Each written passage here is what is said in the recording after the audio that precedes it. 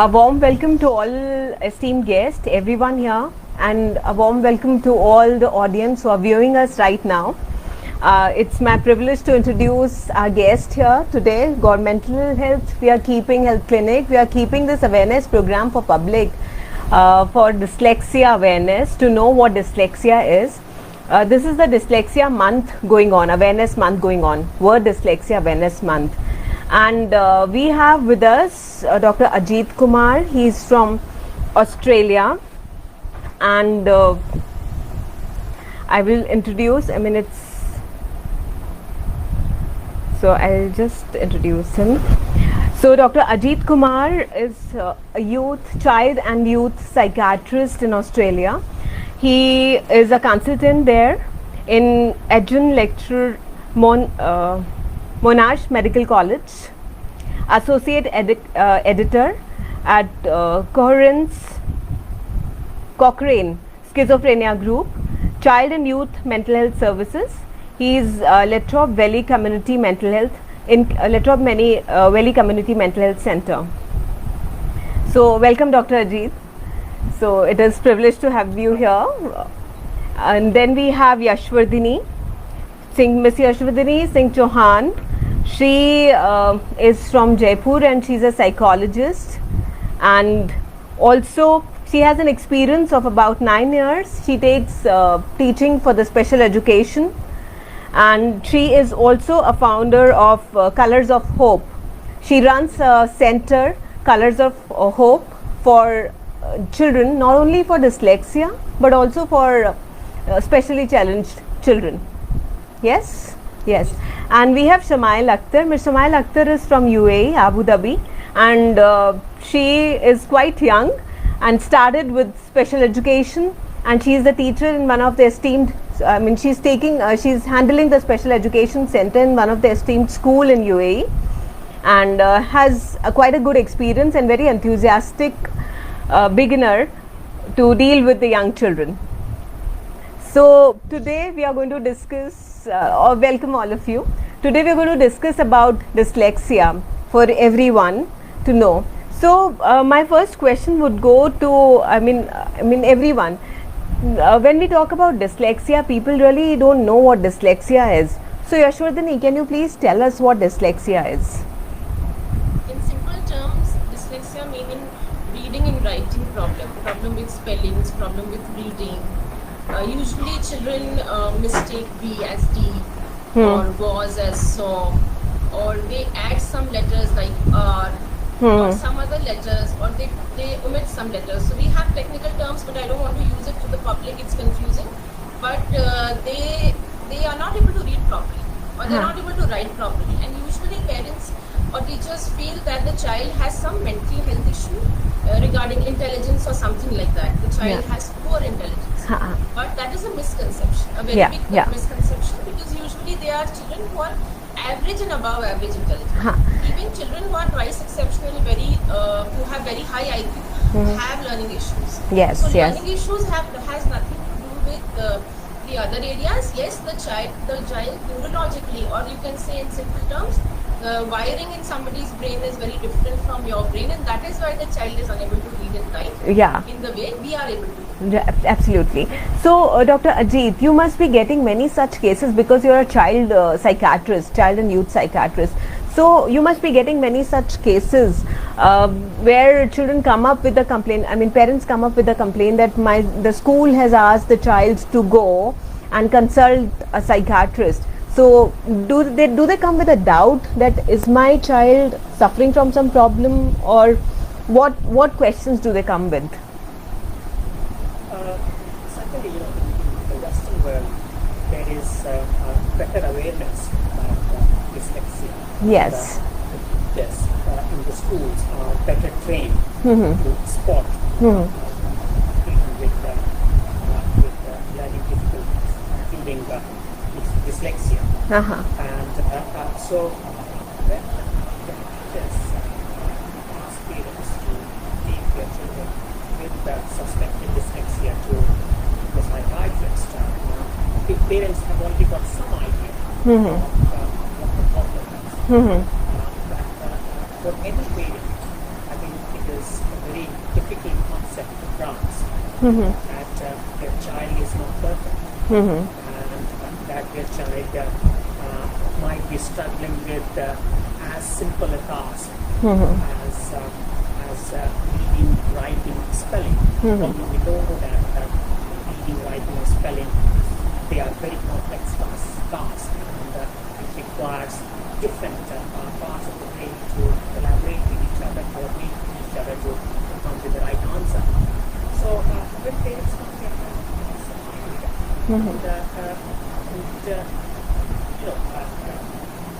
more times than not, you take their history and you find out that the child is not the only one in the family who has this problem. There has always been.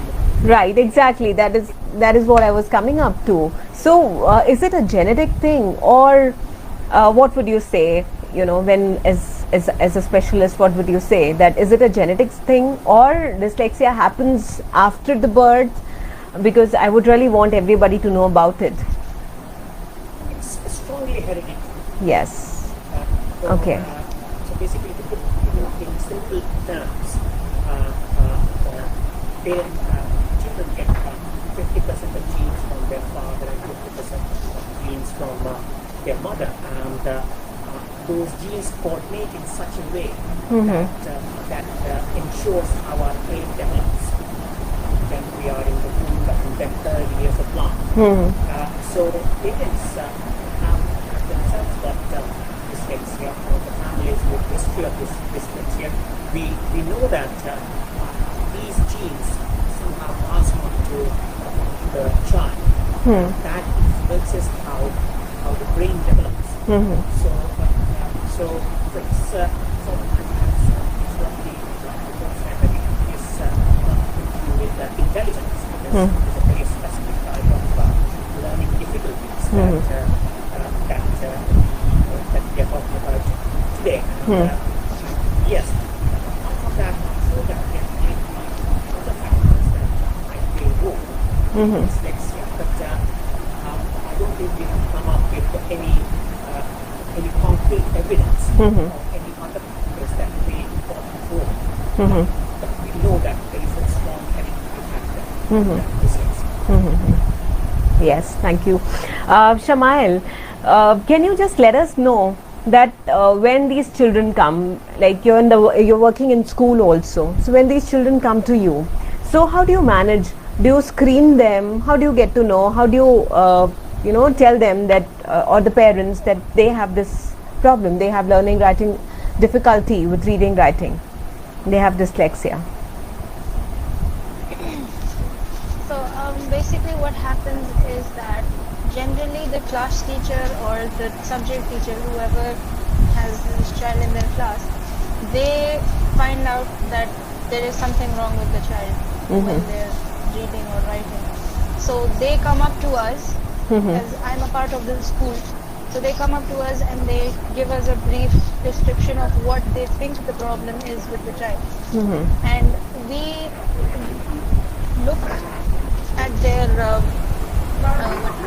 whatever they tell us, and then we go to the classroom and we'll observe the child, and we check what exactly could be a problem or could not be a problem. Sometimes we have children who we don't feel like, we have a lot of kids, they're more or less ADHD, which is also again related with dyslexia a lot of times. And most of the kids who have dyslexia also have ADHD as well. Yes. So with that, those two going hand in hand, we generally get complaints from the teachers saying that this child is misbehaving in class, this child does not sit in one place, this child does not want to read, this child doesn't want to write anything. So something like that, on those lines they mostly show up. And then we screen them, of course, we ask them a few questions and we give them more or less. So do you have a certain screening tools for that? We generally just try our best to get, because our schools over here, they expect us not to have any kind of screening or anything done by ourselves. They want us to send the child to a specialist, so more or less to a psychiatrist. So that way, a psychologist or a psychiatrist, that way they specifically mention that we should not be telling the parents or the child that there could be a problem.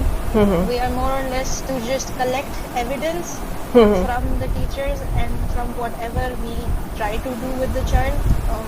When we ask them to read, sometimes we ask them to read a few words, mostly because I deal with children who are under the age of 6. So for me, I have to just use very basic words, more or less, like cat, and the CVC words. And with them, that is what I do. I ask them to read a few words. Sometimes they read it, I saw is was, and then I think it would be P for them. So they generally start reading from the right side. That has been a problem, and recently I found a few of them. But what we exactly do is that when we get all these evidences, and then we go to the parents and tell them that there could be a problem with your child, because we are not supposed to mention that the child is having dyslexia or anything. These are against the rules of government. So, and we just tell the parents that there could be a problem, and then we refer them to a hospital wherever they can go. And there they get it done, and then they come back with an assessment report, which is again filed with us. And then we start helping them however we can in school with the teachers as well.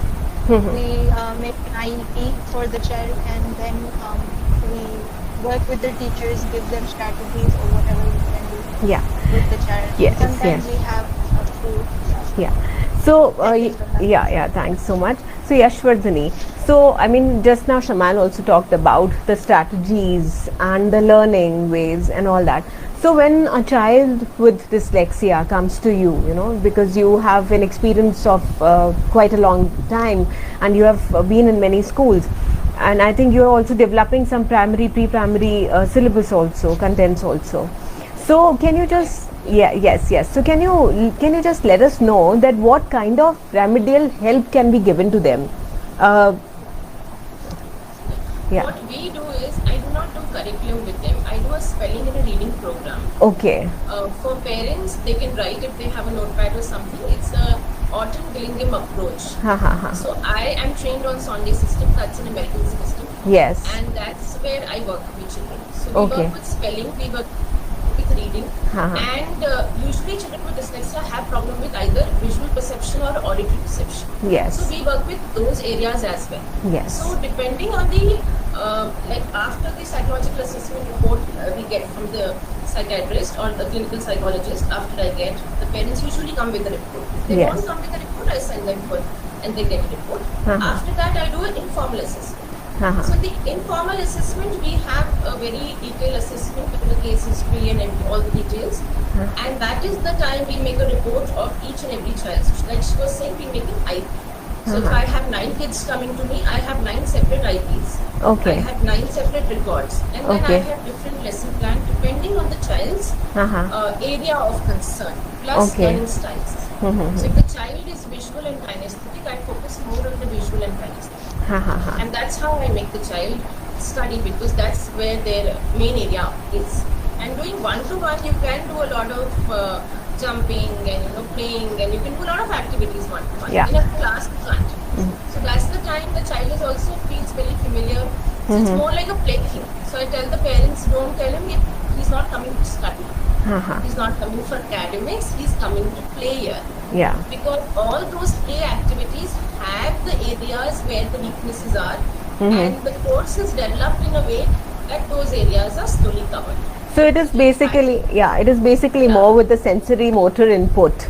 It's more of multi-sensory clinic. Yes. All the sensory areas, plus all the areas where the child is deficient. So we try to cover those areas through games and activities. For the child, it is like a happy activity class kind of thing. But the parents are complaining that you don't get anything done. It is hardly less copy work. Because we are trying to inculcate those areas which are weak in the child and then move on. Not initially. All right. It will come with low confidence also. So we work a lot on the confidence of the child. So that's great. So Dr. Ajit, I would want to know, generally children suffering from dyslexia, reading, writing difficulties, or they have this direction problem, left and right, or these kind of symptoms. So they are also accompanied by ADHD. Do we always say that children suffering from dyslexia have ADHD? Is it a comorbid disorder? Is it an essential comorbid disorder to be there with dyslexia? What will you say? Yes, and if case the child has ADHD also along with dyslexia, what would you suggest for that? Yeah. So, if you take the statistics of epidemiology, 20 to 40% of children with dyslexia will have ADHD. Okay. Also, about 20 to 40% of children with ADHD will have dyslexia. So, we are talking about 1 to 2 children in 5 Yes. will have ADHD, will have dyslexia, vice versa. So, as I was earlier saying, sometimes children come to the attention of others because they are hyperactive and very impulsive in the class. Generally, what we see that children with dyslexia, they over a period of time, they develop low self-esteem, Yes. low self-confidence. So they tend to hide in the corner of their classroom so that they will not be noticed by the teacher. And sometimes they get missed that way. But because of ADHD, children can't sit still. They are very hyperactive and impulsive. They cause nuisance in the class. They disturb others. So that is one of the ways that they come to the notice of teachers, and that's how they get referred. So ADHD goes hand in hand with dyslexia. When we have child who has been referred to us just purely for dyslexia or for ADHD, we also look for other mental disorders which I have ADHD or dyslexia and vice versa, so that we can plan our treatment, plan our management plan accordingly. And we know that even hyperactive, also inattentive, then yes, it becomes very difficult for the child to sit in one place, concentrate on something, and go with the class and learn things. So sometimes the treatment of ADHD in itself can be a big help for children with dyslexia in kind of moving forward in terms of their dyslexia problems. Yes, certainly. So that's really important. Something good what you're doing, Yashwardhani. So when children who come up with dyslexia and ADHD both, so do you plan the same kind of line of treatment for them? I mean, I would not say the treatment, the remedial program for them. Is it the similar kind? Usually what sir said was correct. It is comorbidity. It's not dyslexia alone. Yes. Children come with ADHD. So many of them, if they are already on medication, Yeah. then they are that way they are calmer. Calmer. We find the child is not sitting at all, and then we go for occupational therapy. So that's also a sensory therapy which makes the child calmer. So I refer for psychiatric medicine as a last dose option. That if nothing is working out, and then we prefer for any kind of medication. Usually parents also are not very keen for that. So we do sensory calming down and all, occupational therapy. Sometimes they have problems with combing their hair, not brushing their teeth, and they have sensory issues, they're not brushing their teeth or they're not combing their hair. So those areas also covered up. So sensory area, and then after that, sometimes we get children who are already on medication and they are coming to us. So that way they are more relaxed. But yes, if the child is too hyper, it is difficult for us also to make the child sit down and concentrate. Yes, but there yes. are some children who don't exhibit features of ADHD as well. They have very strong features of dyslexia. So then working on them. So depending on the problem of the child and what are the good things in the child. So if the child is very good with say play, so I can use play way also to make the child teach. So I mean, using more creative ways to teach the child, looking into it that what the child is good at. So it's like child-centered teaching, child-focused teaching. So that is with the ADHD children. Shamail, in schools, how do you manage? Like Yashwardhani has a separate thing which is for special education. If we talk about the school system, because I don't think school must be providing the the playing doors or the clays or anything like that. So how do you, how do you people manage in schools? How can it be managed in schools? Yes, the thing is that over here in the UAE we have something called inclusive programs, Yes. for which means that we need to have the child in the class and we cannot pull the child out. But sometimes you are allowed to take the child out, and there is my room which is called the resource room, Okay. in which we get the child and we give them toys to play. So basically the child might not get everything they want, like Play-Doh or anything of that sort in class, but they definitely have a session with me twice to 3 times a week. So they come down in my room and we sit down and we play. We make sure that the child feels comfortable, like Yashwardhani ma'am said, that the child, it is more like a student-centered approach. So that is what we try to do as well over here. But most of the times when we take the child out of class, the parents, when they realize that the child is out of the class, they don't really like it. So we try to keep the child as much as possible in the class, and we give the teachers a few tips and strategies which they can use in class. So if they require Play-Doh, we definitely let them have Play-Doh. But most of the teachers do not have enough time to give to these students, so they generally go unnoticed at times and neglected. But then at the end of the day, we still have this thing that we have to go constantly ask the teacher what she's doing. And most of the time, the children over here, they're good with art. So with coloring and just giving them color pencils and all those things, it somehow works to a certain level at least. And the rest of the work is mostly done with us, where we're playing with them. We give them Legos, or we try to make them say stories on their own with toys, basically, so they can express themselves. So, right, like Yashwardhani also told about the medicines, that's something good that inclusive education takes, and you told about the medicine part, that ADHD and those children, even you preferred that the medicine should be the last option. So here I come to Dr. Ajit asking about this. We have lot of stigma, anyways, we have lot of stigma about psychiatric medicines. People are scared, they never think of going for any other treatment.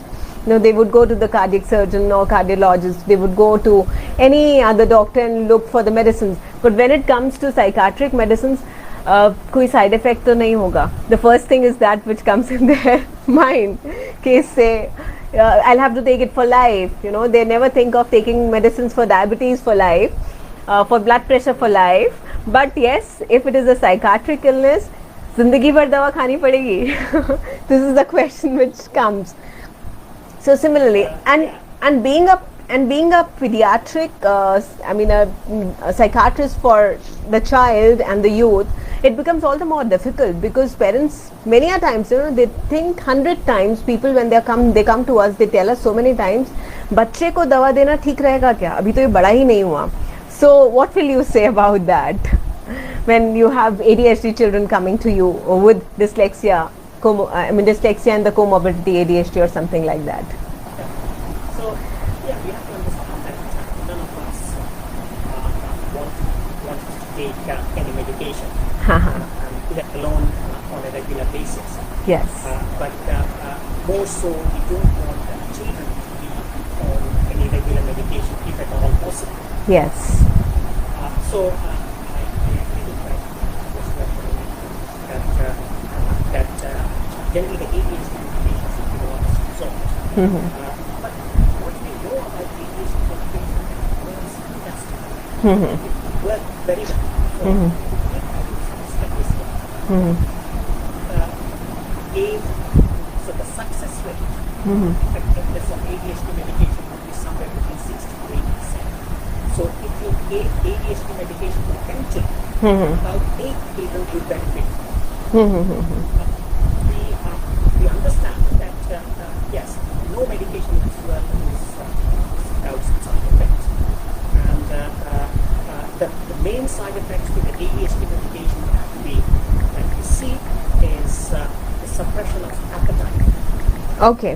When children are taking special stimulant ADHD medication, they do not feel as hungry, and it means that what we do is that we prescribe ADHD medication in such a way that you take it after your breakfast. So you have a big breakfast in the morning. Yes. Take a medication, and that ADHD medication will cover you for the period when you are, for the time you are in school, say until 4 or 5 o'clock. And by the time the effect of ADHD medication wears off, so the appetite comes back. All right. So when the children come home, they have got good appetite, and they can eat properly. Also, we keep a very close eye on their weight and height. All right. Every 3 months we check their weight and height to see that they are going properly. If the medication is suppressing their appetite to the extent that their normal development is suffering, then we look into the alternatives. But yes, there is a lot of stigma. We know that, as you said earlier, that when it comes to other physical health medications, like for example, if the child has insulin-dependent diabetes, maybe parents wouldn't blink an eye. Yes, to that's right.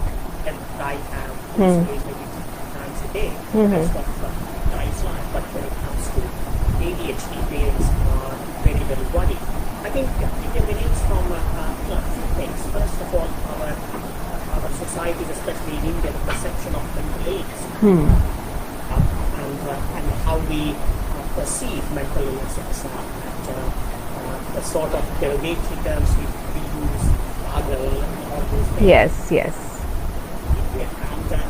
And the very thing that somebody has gone to the psychiatrist gives sort of bad face to the family or to the parents, and parents find it very difficult to say to somebody that, oh, I have to take my child to the psychiatrist because my child has ADHD, or that the psychiatrist is prescribing medication. So there is a lot of stigma.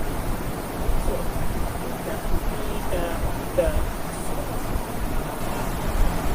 we are ill-informed about what psychiatric medications one can do.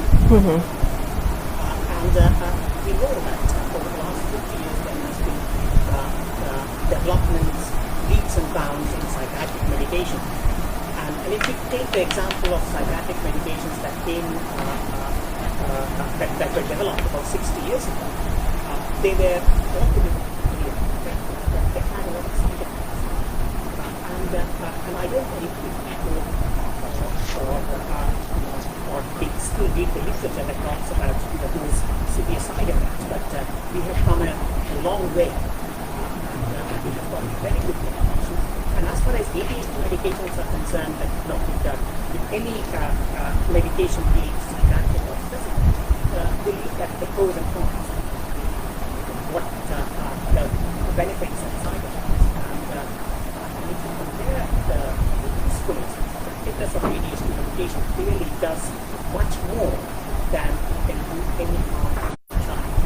Having said that, there is no long-term effect of ADHD medication. And we know that the proportion of children will go on to continue to have ADHD symptoms for the rest of their life. And so the statistics is about 1/3 of children will have to take ADHD for the rest of their life. But there will be some improvement in about 1/3 of children. 1/3 of children will stop taking medication after they are 18, 20, 21, and as they grow older, the other 1/3 will have some fluctuation treating symptoms. But we know that after things do become better.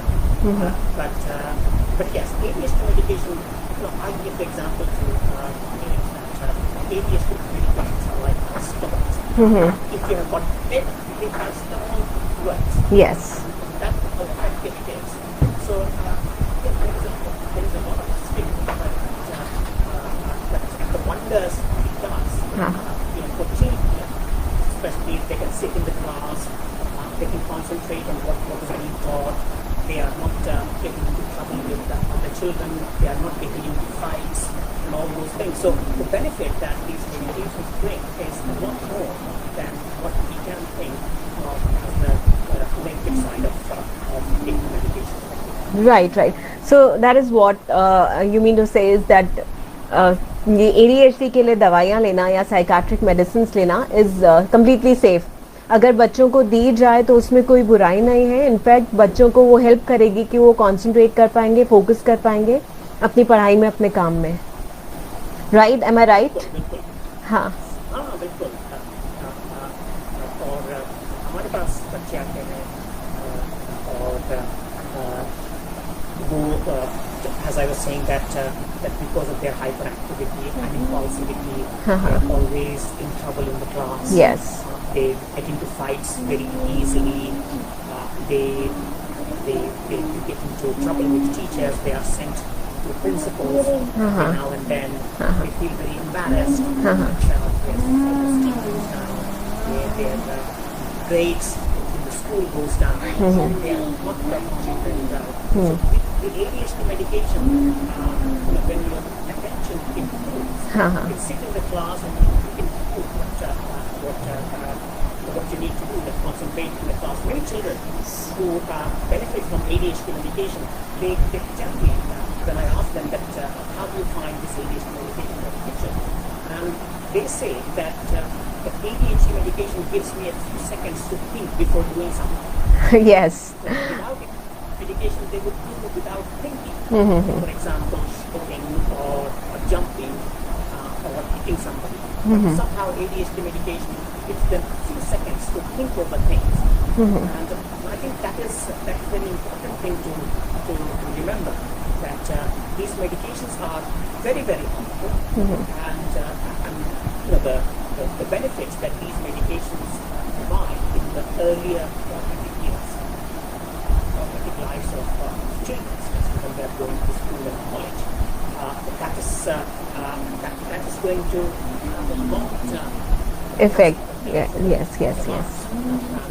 And on the other hand, if children are not on medication, they are suffering from ADHD. On the other hand, they will have a very significant long-term negative outcome. We know that a significant proportion of children with ADHD want to develop conduct disorder. Yes. Antisocial personality, antisocial behaviors. Yes. Yeah. So this is of child and for the family and the school that the ADHD is treated properly, be it behavioral intervention or the medication. The medication. So, Yashwardhini, I just want to know that when these children, they come to you with learning disabilities, say like dyslexia, and if they have this comorbidity of ADHD also, so how long would you, like, I'm talking about primarily dyslexia, how long does the treatment or the therapy or this curriculum goes on, the remedial programs? I would say a year or less than a year. Within 9 months you start seeing, because we have this process of we say in technical terms encoding, decoding, breaking sounds, putting them together. So when I make them do, we have a number of rules according to the Sonde system, which are many. But by the time I am not even half, less than half, I would say, the child starts picking up the technique, how to teach. And the moment the child starts picking, I'll just give you, I will just explain you a classic example. A case study I did last year, with one of my child. She had changed 4 schools and now she was in the 5th one. Okay. And the mother had realized that the child is really facing it once it is still So mother realized it And, after changing 4 schools. oh, yes, Yes. yes. Usually parents come after a long battle. Okay. So it is very, it's a sorry state. Uh-huh. But usually they come to us after very long battle with everybody around. And then they realize that there is a child problem. So once she started, when she had come for my testing and when we were doing these reading comprehensions and trying to locate her problem and everything. And that time she was really very sad because she could not read anything and what she was reading was not making sense to her. But the time we started with her remedial classes and we have these word lists. So we do the phonetic sounds according to the Sonde system and then we have this word list with the child read. So the first time she read the word list and I do it with a stopwatch. So okay, I'll see. We do it first nicely and then when you're confident then we do it with a stopwatch. So she was like, Mom, I'm able to read. And I was like, yes, you can read. And that burst of confidence in her, she was so happy that I'm able to read so many words. And ma'am has timed it and in so many seconds I'm able to read. And then her confidence level increased so much that her mother is very good with English especially. She says stories and storytelling and all these things. So during the literature fest, she picked up a novel for herself, a small novel, and she said, ma'am, I want to do my reading comprehension with this novel. Oh, that's And great. for me, that was a very, very good, you can say a very appreciative thing, and that was the reward for me. The biggest Yes. reward for when the child said, I want to read this novel as a reading comprehension. Okay, I said, we will not take all those other reading comprehensions which we have, and we'll take your novel, and we'll start reading that novel. Yeah. So that was so that's when the child starts reading, and the child's, then the immense confidence comes that, earlier I could not do anything, I could not read, and now I can read, I can make sense of what I'm reading.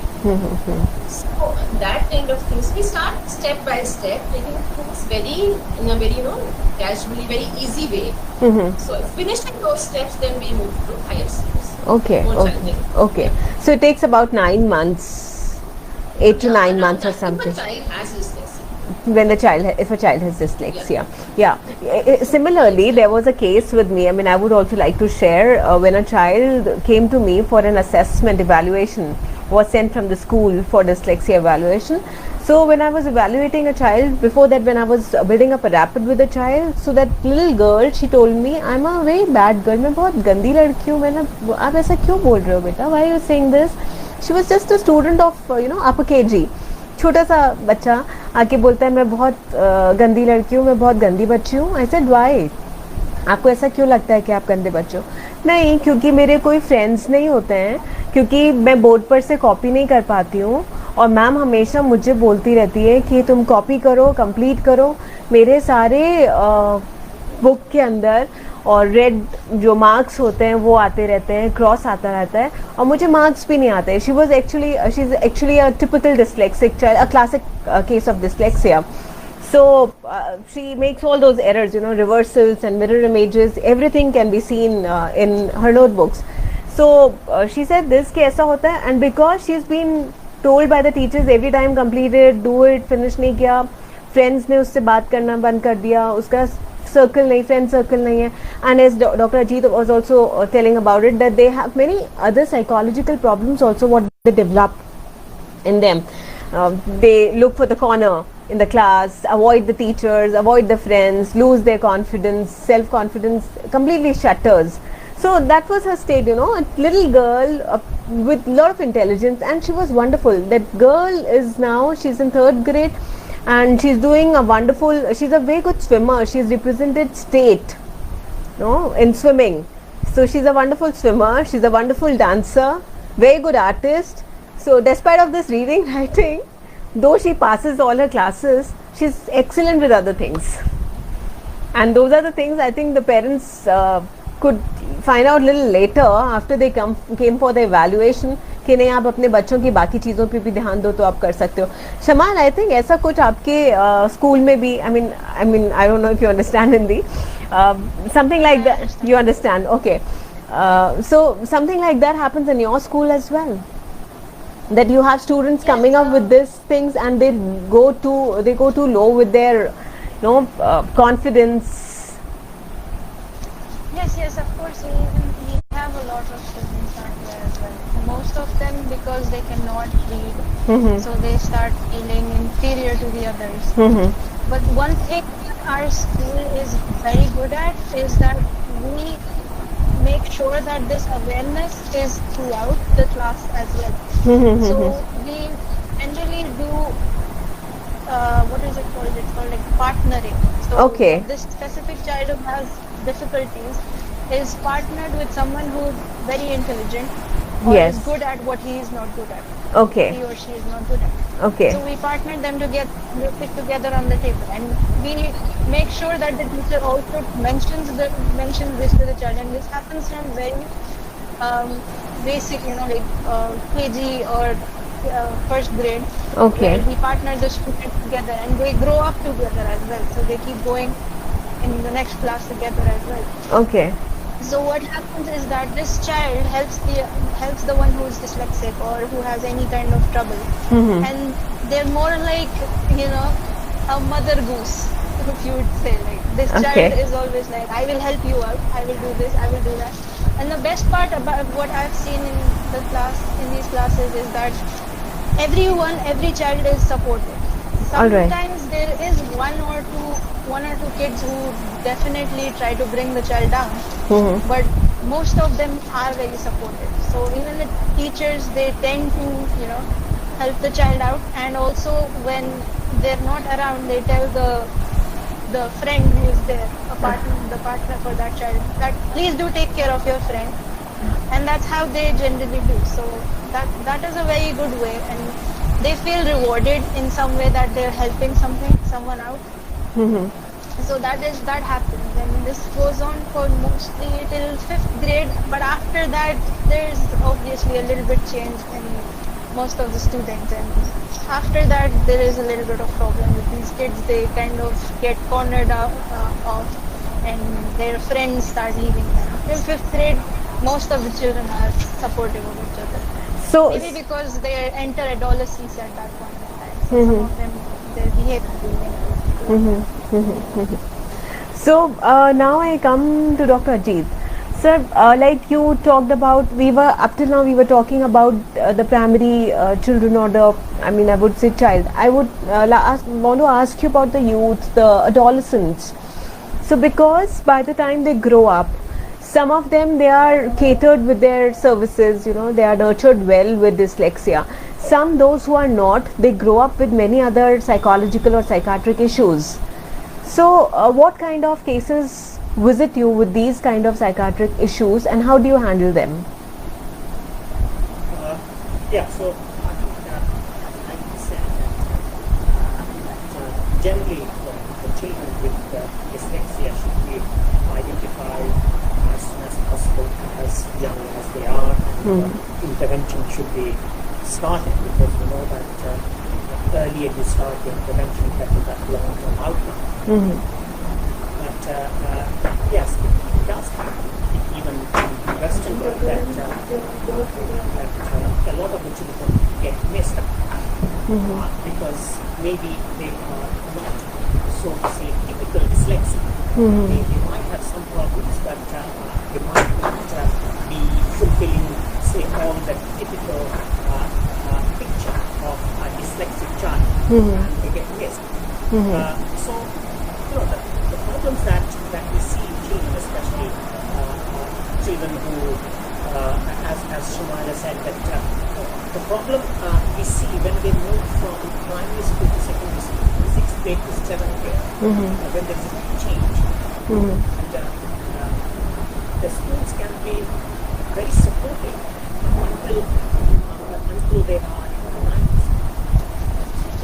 When they move to secondary school, competition becomes more stiff, the curriculum becomes more complicated, and the expectation on kids become much more. And that's when I see that the children who have been missed early on with their dyslexia start getting into trouble. Again, they lose friends because the friends think that they are dumb and that they are not good at studies, so they don't become part of the good students, and that means that they can sometimes become depressed. They become quite anxious.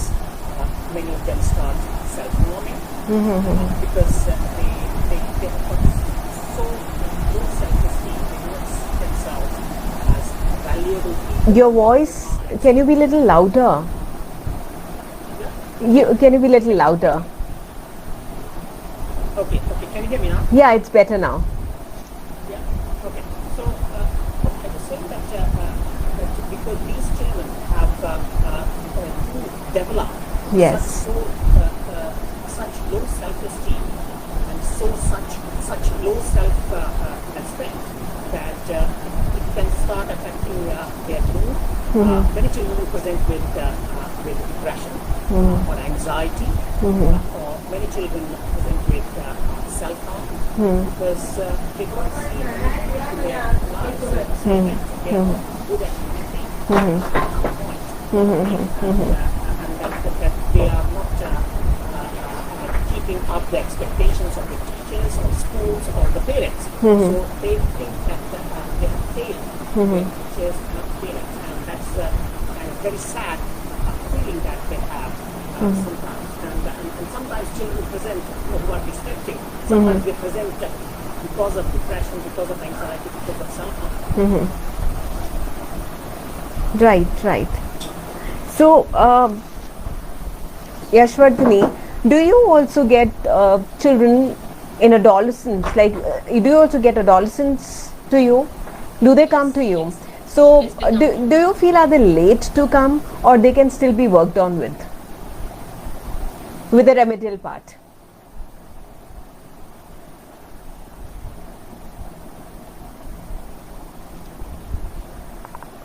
I think there's some network issue.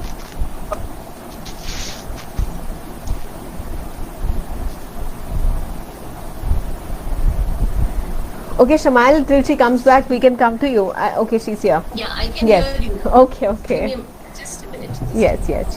Yeah. What I said, I believe. Okay. That they come.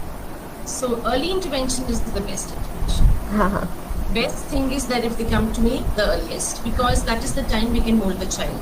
And once they have learned a wrong way, I have a child which I'm recently teaching. So the child has picked up everything, wrong pronunciations from the mother. The mother has done a lot of home tutoring. The child is on the spectrum. So then it becomes very difficult, especially a child on spectrum who is very rigid with the way they think.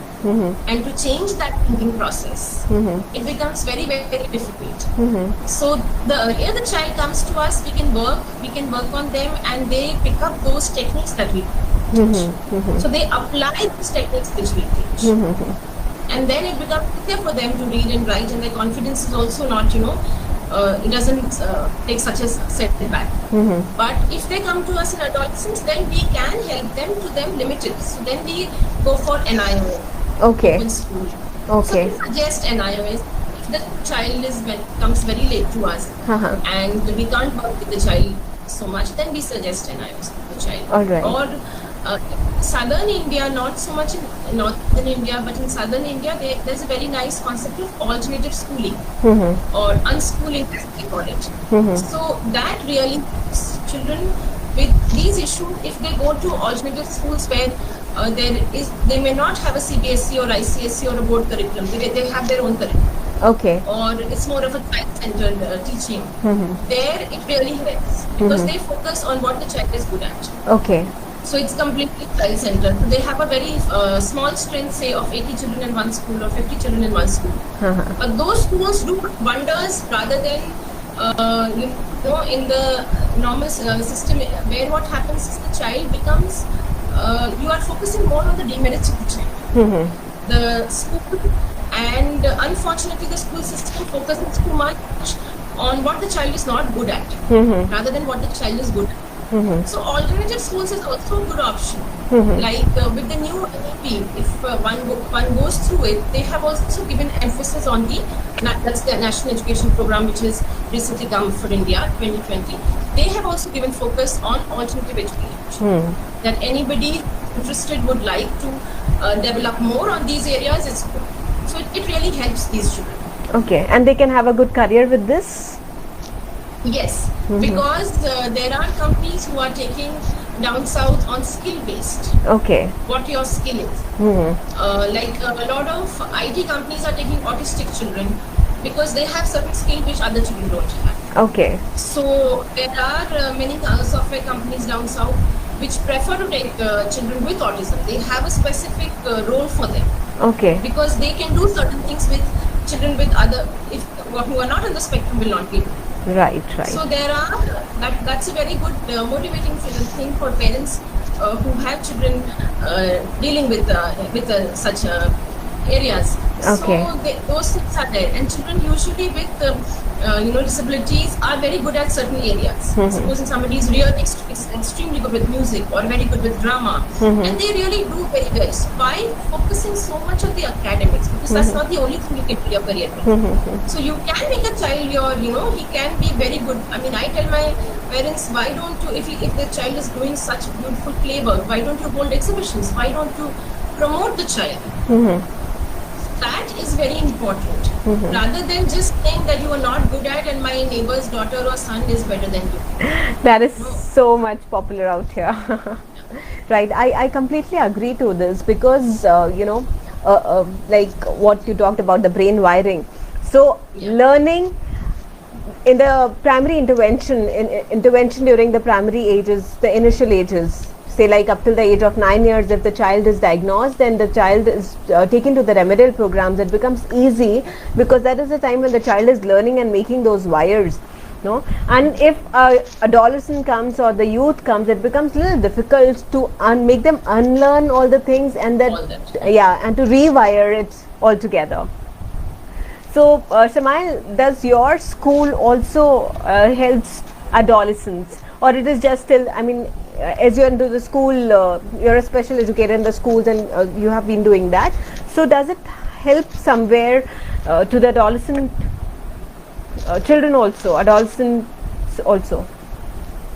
Yes. I personally don't do, but there's another Senko who is there. She is basically from 6 to 12. Yes. So when I asked her, she did say that yes, we help them out. So even for them, she has IEPs and the same help that they've been getting till 5th grade. They're still getting that all the way till 12th grade. In fact, for dyslexic children, when they come to their 10th grade board exams, and if they're not able to write properly, they're given scribes. Their exams are taken oral. But however they try to accommodate basically whatever is possible. Their tests are shortened if they're not able to complete it in the given time, and their marking is different from everyone else. So that way we try to accommodate them as much as possible with their learning. So the need of the adolescent dyslexics are also being catered there in the schools. Yes. It can be done. And also yes, of course, with the counselors as well.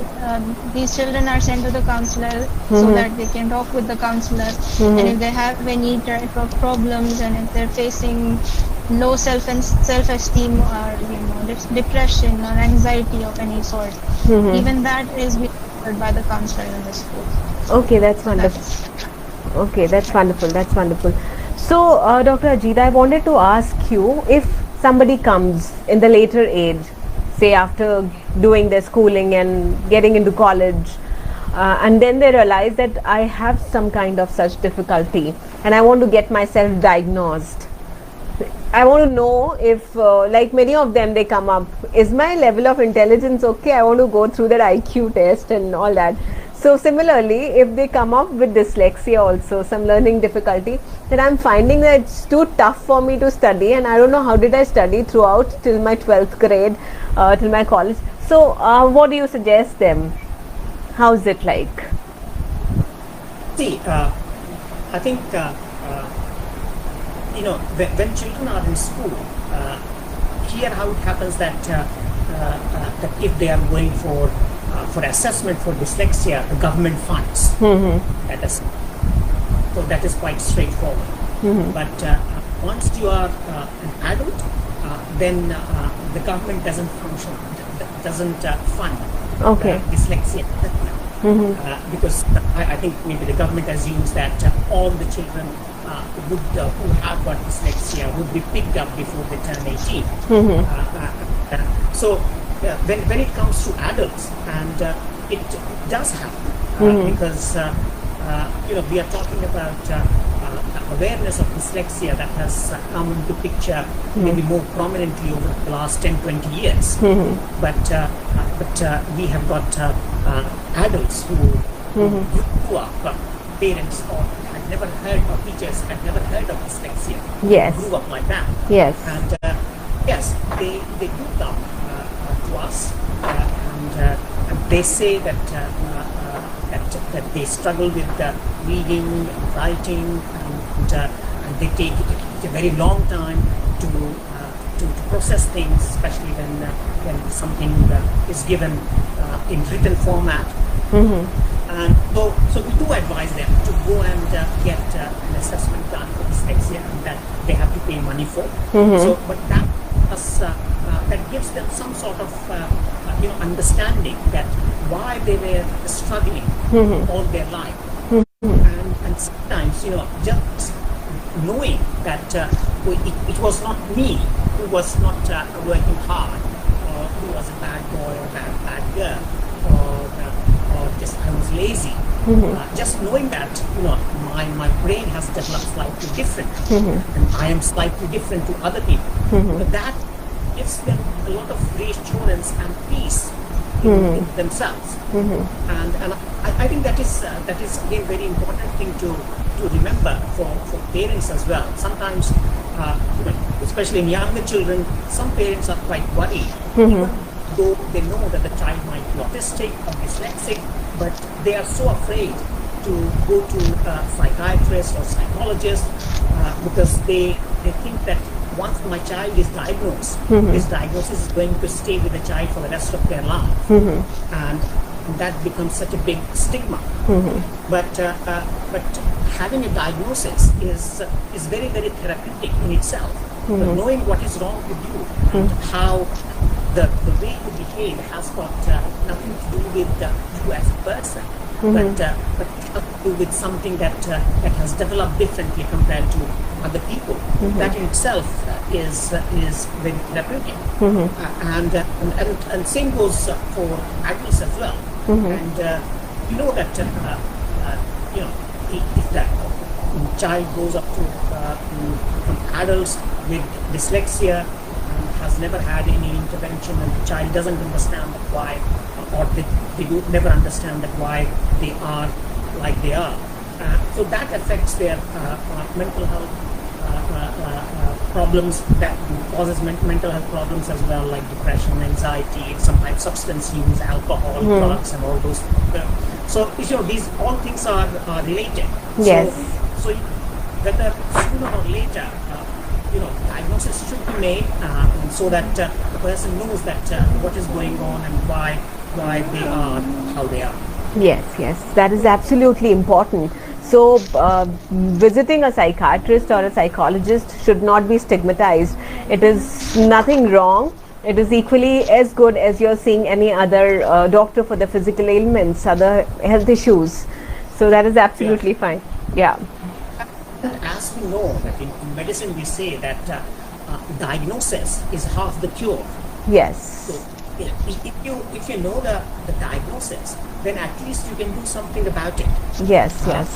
And so that's why in the Western world, a lot of emphasis is given, and I'm sure that it will be the same in UAE, that the emphasis is given to identify the children with these problems, whether autism, whether dyslexia, whether dyscalculia, dysgraphia, or ADHD as soon as possible, so that interventions could be put in place that that can mold, that can improve them, that can help them, that can have long-term beneficial effect not only to themselves and their families but to society at large. Yes, so that is what we are all trying to do here in India as well, as the special educators, or as we as psychologists or psychiatrists, everybody, we are all working hand in hand to do this, trying to spread more of awareness. I think this program in this series, what God Mental Health Clinic is doing for the same purpose, so that people get to know more about dyslexia. So like from the experts like you people, they can know many more things, and I'm so glad that this show, I'm sure this show must have been an enlightening show and must have been very helpful to so many of them today. And I think we're running a little short of the time, so I would really like to say a kind, I mean, I would want to convey my gratitude. Thank you so much to all of you, Dr. Ajit Kumar from Australia, Shamail Akhtar from UAE, and Yashwardhini Chauhan, India, yes, from Jaipur. Thank you so much for coming and joining us and enlightening everyone for dyslexia. And today, one more thing what I would like to tell it, I mean, red is the theme, the color of dyslexia. The World Dyslexia Awareness Month. Red is the theme this time because red is generally used as more of the corrections, errors in the notebooks and the copies. So this red should be taken positively, should be taken more rewardingly. So go red for dyslexia this time. All of us, we are also in red, or we have something red with us. So and all of you, though our viewers also, you can go red for it. Go for dyslexia, and maybe you can click yourself and tag me also that you're supporting dyslexia with red. Thank you so much. Thank you everyone for listening us, being with us. Thank you. Thank you. Okay. Thank you. Thank you. Okay. Bye bye. Have a wonderful time.